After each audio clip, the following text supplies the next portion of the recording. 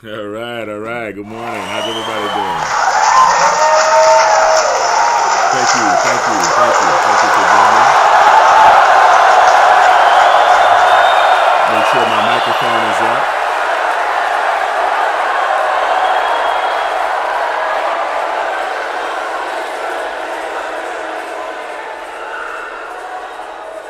All right, all right. How's everybody doing this morning? Let me make sure both of my microphones are working. Let's see, the G Track Pro.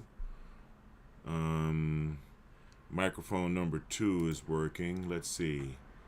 Let's check out the properties here. Logitech Brio. So let's do this. Good morning. Thank you for joining me. I got a few things I want to talk about. I just want to make sure that you guys are hearing me properly because I know that my mics are tilted in one direction or the other. And yes, it is active. And let me see. Nope, that doesn't do it. Let's center both mics. Let's do it that way. Let's do it that way. How's everybody doing this morning? Good morning. Thank you for joining me. I just wanted to talk a little bit about my holistic health journey. I should have put my I should have put my holistic warrior, holistic American warrior head picture up instead of just the G Redd Dogg. But this is G Redd Dogg. Good morning. I hope everybody had a productive weekend. I hope everybody had a good weekend. I certainly did. Let me see here. How do you guys like my flames? My flames are pretty cool, huh? Yeah. So this is a little bit of morning talk. I like to talk to you guys in the morning when the sun is coming up. As you can see, the sun is coming up. My camera's a little glitchy on that side. But little sunrise talk. Now, you guys understand, if you know me, if you've been following, if you understand that I am a holistic health practitioner, right? And being a holistic health practitioner has enlightened me to a lot of things, a lot of really good and cheap ways to maintain your health, a lot of ways to stay out of the doctor's office, right? And a lot of tips like Moldavite, right? Butylenstein. It's also called Butylenstein. Bentonite clay, Haritaki. I've talked about a lot of things. You can find a lot of my videos on my YouTube channel, Biomed RX TV. I still have a lot of them there, and I still have a lot of them on the Devin Lockett channel.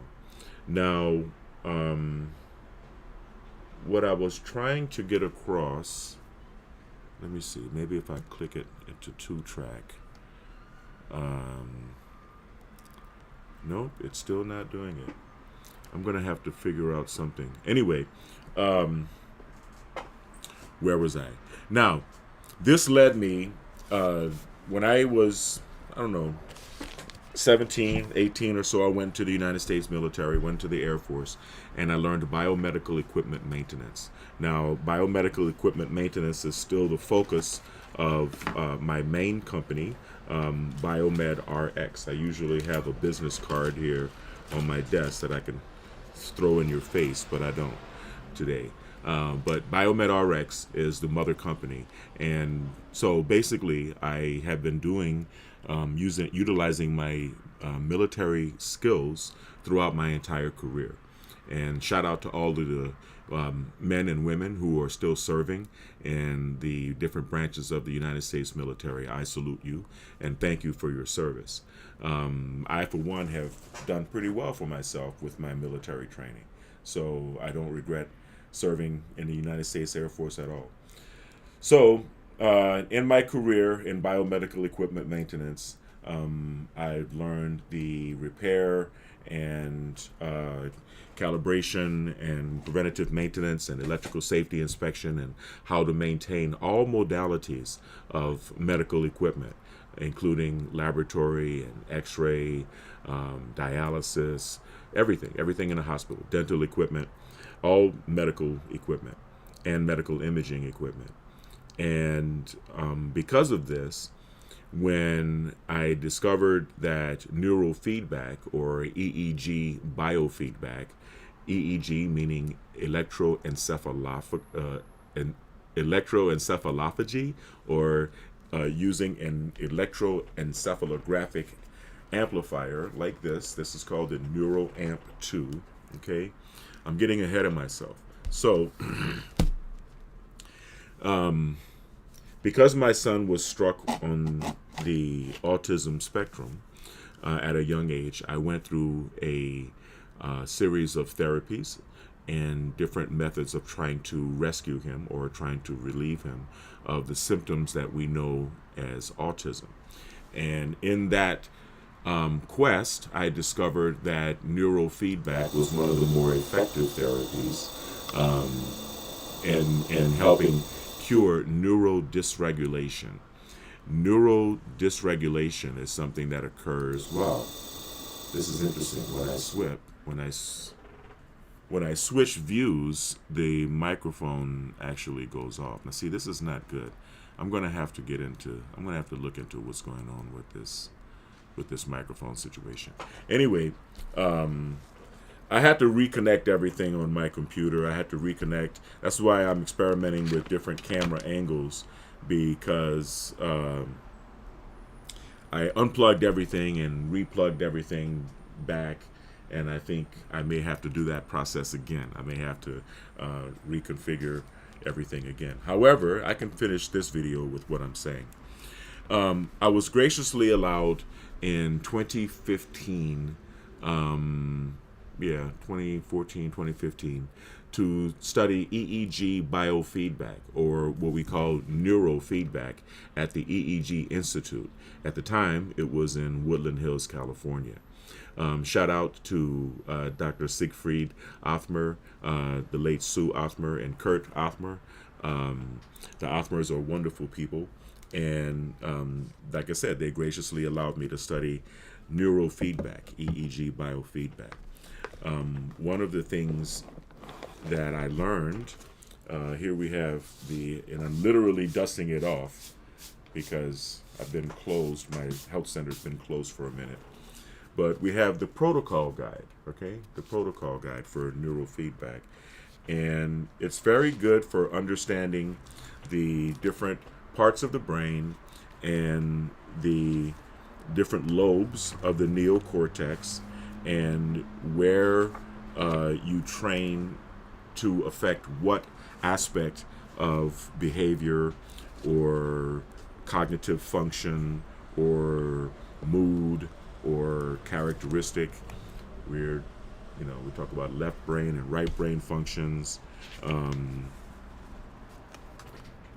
Okay.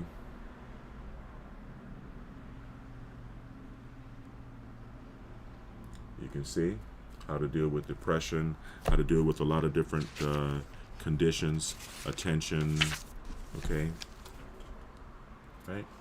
And neurofeedback is kind of complicated. I do videos discussing neurofeedback. I actually do videos where I'm hooking myself up to the neural amp, and I'm going to be doing that probably later on today, or at some point early in the week here. I just have to get my headphones together and my neural amp together, and I'm going to show you guys in real time. Now, in doing neurofeedback, right, I was able to help my son on the autism spectrum, and I was able to help a lot of other children, not only on the autism spectrum, but people, right? People who suffer from ADD, ADHD, or anxiety, stress, depression, a lot of conditions that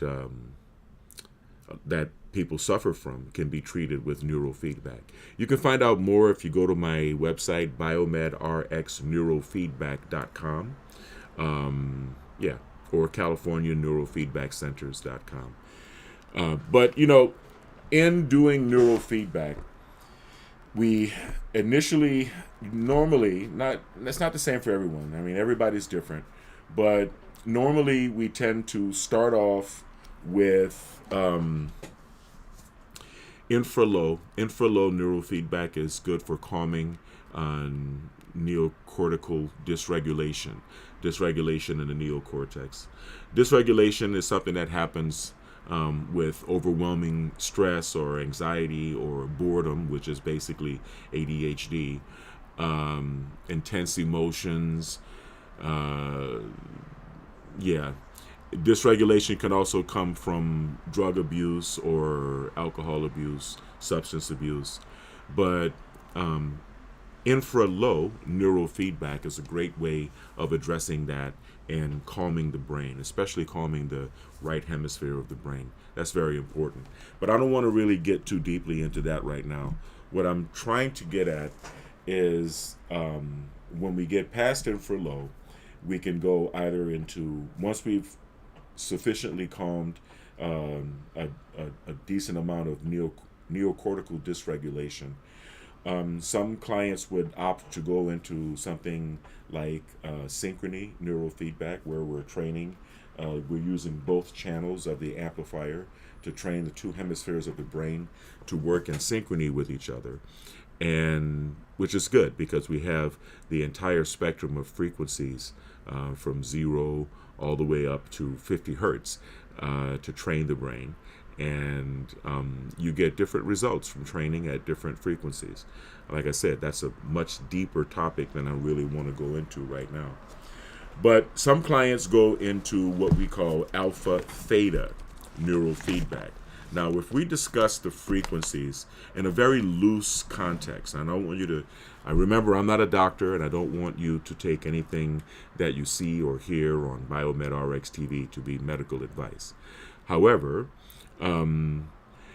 if we discuss in a very basic sense the meaning behind the different frequencies, then we can say that 5 hertz or around 5-6 hertz or below would be considered the delta range. And if you train in the delta range, you could probably go to sleep. You could put yourself to sleep. It's kind of different with infralow. Some people fall asleep maybe after infralow training. I'm not really sure. I certainly feel good after doing infralow neurofeedback. But around 7 hertz, 6, 7, 8, 9, 7 hertz is what we call the theta zone, the theta frequencies, right? Theta is what you would consider, if you would consider delta to be deep sleep, right? When your brain is functioning at the primary frequency of 5 hertz or below. Theta would be REM sleep, REM, rapid eye movement sleep, or light sleep, or dream sleep, right? That's the dream zone. It's also the zone where we have access to the subconscious mind, where we go past the blockages of the conscious mind. The alpha theta state is known in hypnosis as the desired state for getting past a person's conscious mind and penetrating into the subconscious mind. So quite naturally, alpha theta neurofeedback, which is a very enjoyable experience, I might add, brought me to study hypnosis. So I did study at the Hypnosis Motivational Institute. And shout out to the people at HMI. That's a very good school in Woodland Hills. And this is kind of what I'm trying to get to. I'm going to talk about this in a minute. Okay. Now, in doing alpha theta neurofeedback, the natural progression of that was to get into hypnotherapy, okay, or different forms of hypnotherapy. And in my studies, I learned that I learned the dynamics of human communication, which is basically what hypnotherapy is about. Everyone has a suggestibility. Everyone hears or listens in a certain way. Everyone can be spoken to more effectively if you understood that person's suggestibility.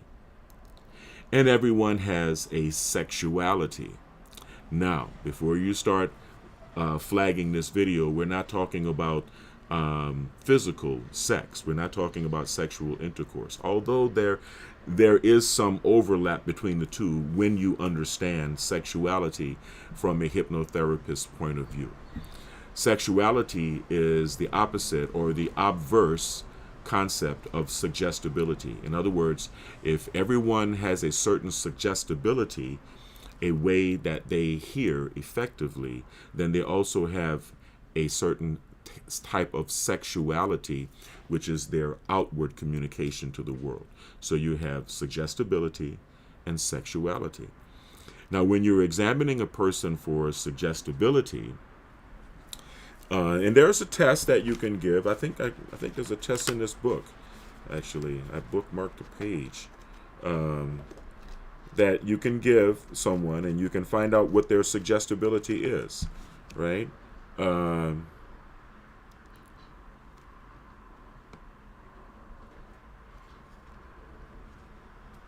yeah. So there are a lot of really good questions and answers here. I highly suggest you get this book, Professional Hypnotism Manual, by John G. Kappas, PhD. Kappas was the gentleman who actually started the Hypnosis Motivational Institute. And when you're examining a person's suggestibility, it's important to think about how they were raised, their primary parent, because there are two basic types of suggestibility: direct and inferential. Direct and inferential. So whether a person's suggestibility is direct, in other words, whether they respond to direct words, like me, I'm a very direct person in all of my communication. I'm direct. My suggestibility is direct, and my sexuality is definitely direct. Or inferential. A person can be direct or inferential. And it has a lot to do with your parenting, the primary parent, usually your mother, right? If you had the kind of mother that would perhaps apologize after spanking you, or basically who was not a narcissist, then you tend to be a direct person. Your suggestibility, you tend to respond more to direct suggestibility. If you had a narcissistic mother, I don't really know any other way to put this. If you had a primary parent, it could have been a mother or a father, but if you had the type of parent that was inferring things constantly, and you were constantly trying to please them, you were constantly trying to figure out how to make this person happy, how to behave in a manner that would get them to recognize your humanity and to acknowledge you or to validate you, then those people, unfortunately, are inferential. And I say unfortunately because it's the inferential people, in the words of John Kappas, it's the inferential people that fill the offices of psychologists and psychiatrists. And but you have to learn a person's suggestibility. Now you say, well, Devin, what if a person is halfway? Well, there is a way of being halfway. You can be just as inferential as you are direct. I would say that I'm probably a little bit of both in my suggestibility, to be perfectly honest. But in my sexuality, I'm very, very direct. And a person who is equally an inferential person and a direct person is known as a somnambulist. Now, some of you remember the drug Sominex, right? And that's back when it used to be okay to take sleeping pills, and that's back when it used to be okay to advertise Quaaludes or sleeping pills. I'm saying that jokingly, YouTube. It used to be okay to advertise Sominex and other sleeping pills on television. But Sominex was a get to sleep faster drug. I think today people would probably take melatonin and ashwagandha and maybe a little bit of liquid. What am I trying to think of? It'll come to me. Not iodine, magnesium, a little bit of magnesium. It helps you sleep well at night. But Sominex, I'm bringing up Sominex because it had SOM in the name and it was a sleep drug. So a somnambulist is a person who basically is in a state of confusion in the sense that they have been switching back and forth from trying to interpret life in a direct way, like maybe they've been studying and taking tests on the things that they've been learning in school, and so they understand direct communication. You learn this, you test it on this, you answer in exactly the way it was written. This is direct communication. You're receiving direct communication from your teachers in school. And then you go home to the narcissistic mom who, instead of saying, please close the window, she would say, oh, I'm feeling a little breezy or whatever. And then you have to run around and interpret what it is that they're feeling. And so, these people tend to be the most suggestible people, somnambulists. And that brings me to a very important subject, because in my therapy of my son, of my youngest son, Kai. Oh, shout out to my kids, by the way, Yvonne, Katie, and Kai. I love you guys. Love all of you. We basically found ourselves in the same tug of war between direct communication. I'm a very direct person. I'm a very direct parent, right? I'm a very direct person in all of my relationships and in all of my communications. And the inferential method of parenting that his mother used. And this has led to a lot of really unfortunate situations for my son. Narcissistic enmeshment parenting abuse, and that's something that you should look up on your own. And it's gotten very, very extreme. I'm not going to go into it right now and right here, unless you guys want me to. But you can say that in the comments, and then we'll get deeper on deeper videos. But I just wanted to take you down the road this morning of neurofeedback, EEG biofeedback, for treating and addressing neocortical dysregulation, and then going from there going from infralow neurofeedback into the modality of alpha theta neurofeedback, within which you have two target frequencies that you're training the brain at. You're training the brain at 7 hertz, which is in the theta frequency zone, and you're training the brain at 10 hertz, 11 hertz, depends. You can set it manually, which is in the alpha zone. When you're doing alpha theta neurofeedback, you can, because everyone's ability to concentrate is different, you can access memories. You can access repressed memories or repressed emotions from the subconscious mind, from the theta zone, and bring them to the alpha level. You can also do this energetically without necessarily remembering specific memories, without necessarily having specific memories come to mind. Although I personally have experienced both. I've experienced alpha theta neurofeedback with flashbacks and without flashbacks. Either way, one of the things that I've definitely noticed after provoking a neocortical shift, we have an expression in EEG circles: shift happens, right? The brain is very plastic. There is neurodendritic plasticity, which means that we can look at your neuron, like my hand here, right, with the axiom and the dendrites, right? And just like on a tree, when you have a tree, branches can grow from other branches, right? You can have a branch, and then from that branch, other branches grow. Well, that's the same thing with the dendrites in your neocortex or in the brain. So, continuous, repetitive training in short interval can provoke a neocortical shift, a shift that is the result of neodendritic plasticity.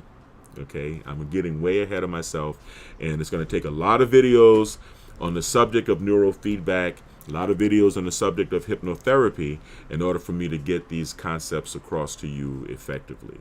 But I'm just touching on it today, and I hope you guys are enjoying this. Now, where was I?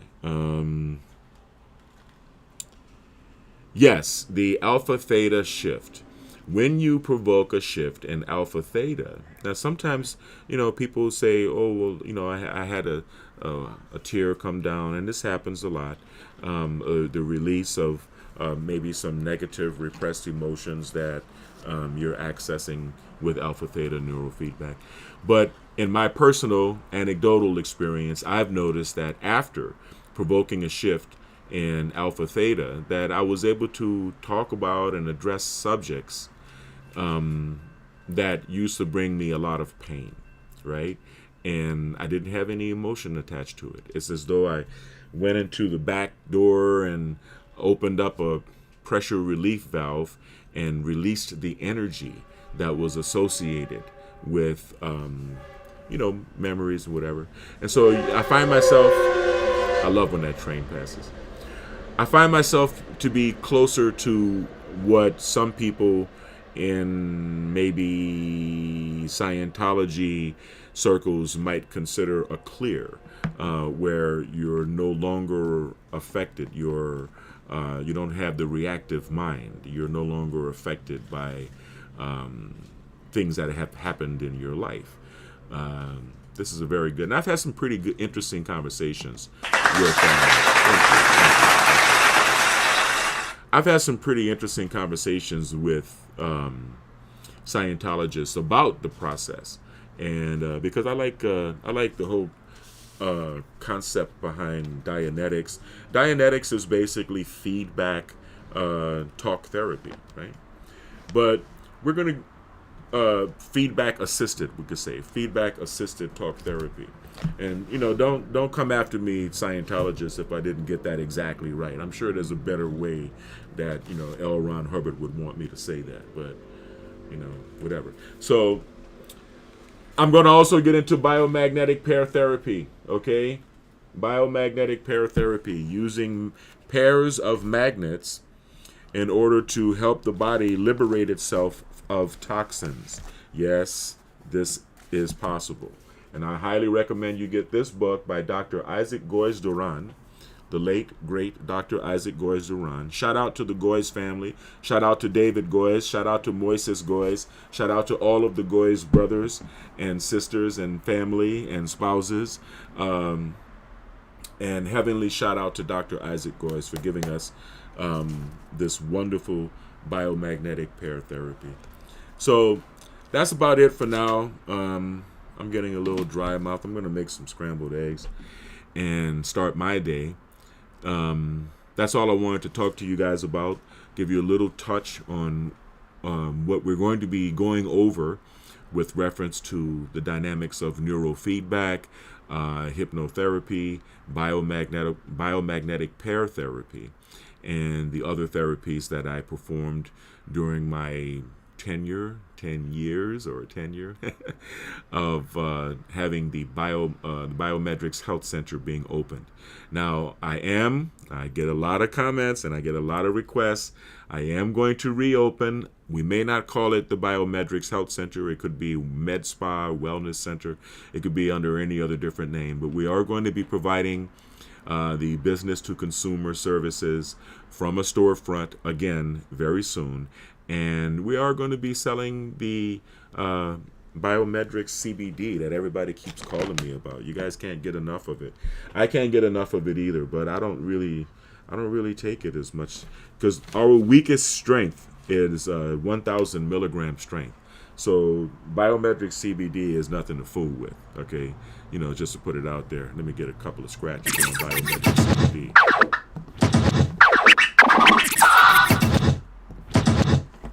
Yes, yes, yes. So anyway, that's it. I'm not really too big on the sound effects. I mean, I like it. I like messing around. There you go. In your face. Yeah. But anyway, thank you guys for joining. I appreciate it. I'm going to be going live later on today. I want to run, but we have to run errands. We have to go to Beverly Hills and do stuff. So I may do another peak performance protocol training day tomorrow. Yeah, I think that's what I'm going to do. And thank you guys again. Thanks for joining. Remember to stay kind, because kind is the new sexy. Kind is really the only sexy. Mean people suck. I hate mean people, man. Mean people suck. And I'm sure you do too, right? Mean people suck, right? Stay blessed and stay healthy, all right? This is your boy, G Redd Dogg.